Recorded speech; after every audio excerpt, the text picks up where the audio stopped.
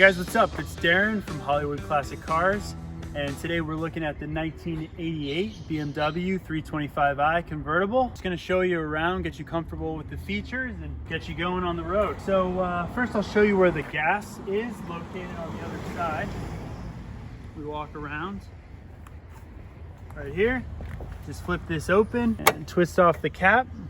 I like to use 91 octane. There you go. Now we can check out the trunk. So same key, operates all the doors and the ignition, and they're all power locks as well, which is great. So when you turn the key, it locks all the doors. Open this up. You see there's a nice big deep trunk here. I'm gonna step inside. Very comfortable seats in this BMW.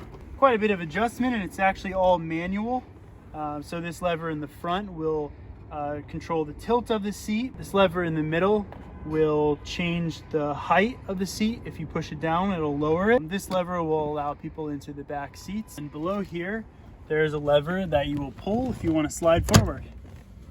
Lastly, there's actually a little knob here as well, which will push forward this cushion in the front. You've got the door handle, and this controls the side view mirrors. Whether this changes the selection of the driver or passenger mirror. So we've got an automatic transmission, and it's pretty well labeled here. D is primarily what you need. The lower gears here aren't really necessary. The transmission shifts just fine in D. So showing you how to start this up. Just turn the key. The inline 6 motor, fuel gauge here on your left, and the temperature gauge on the right. Always good to keep an eye on those two. Headlights, just pull this knob out, 2 clicks to put on the headlights, and right next to it you have your fog lights when you push that in. Now over here in the center console, you have an upgraded radio unit, which has Bluetooth and a place to plug in a phone if you have a USB connection to charge your phone. And just touch this center ball to turn it on. And this controls volume, and the source button will change between tuner or Bluetooth modes. Hold it to turn it off. It's a really nice climate control setup here.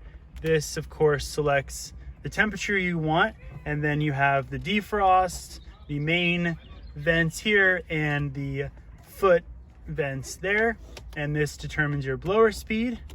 And if you're looking for the air conditioning, you want to make sure that this button is pushed right here to get the air conditioning. And over here you have the glove box, nice big compartment where we keep the registration and insurance information. The parking brake is going to be located right in the center. The turn signals right here. And on this side you have wipers. Of course, just to touch on some safety information, you have seat belts, always good to buckle up. And the horn location on this steering wheel are these 3 buttons around the outside. All right, so I'm gonna show you guys how to put up the convertible top. First, it's good to make sure you have the windows down so they don't get in the way. There's a handle here, which you're gonna pull, which controls that side, and then right below here, there's a safety catch which you need to push in order to open this.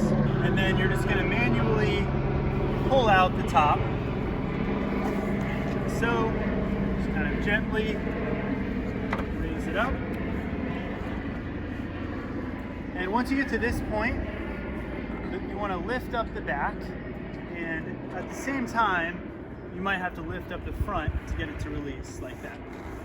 And then push this forward, and then you can lower this back down and push it on both sides to make sure it clicks into place. And there's no more latch back here, so this sits, and then you close this and we'll latch it in the front. Lower these visors, and there's just 2 handles here, which you pull down, put it into place, twist 180 degrees, push them up, and there you go.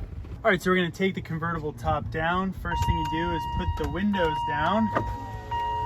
You got 2 levers here, which just pull like that, And this is all connected, so when you start to lift the top, this piece will also raise, like so. And then in order to lower it into this, there is a lever here, which you'll pull, where there's a safety release right under here. Pulled back, be pushed back. So when it lowers down, all the top material stays behind the seat. So once you make sure it's all neatly tucked out of the way, you close this again and push until it clicks. All right, that about covers it. So drive safe, have fun, and call me with any questions.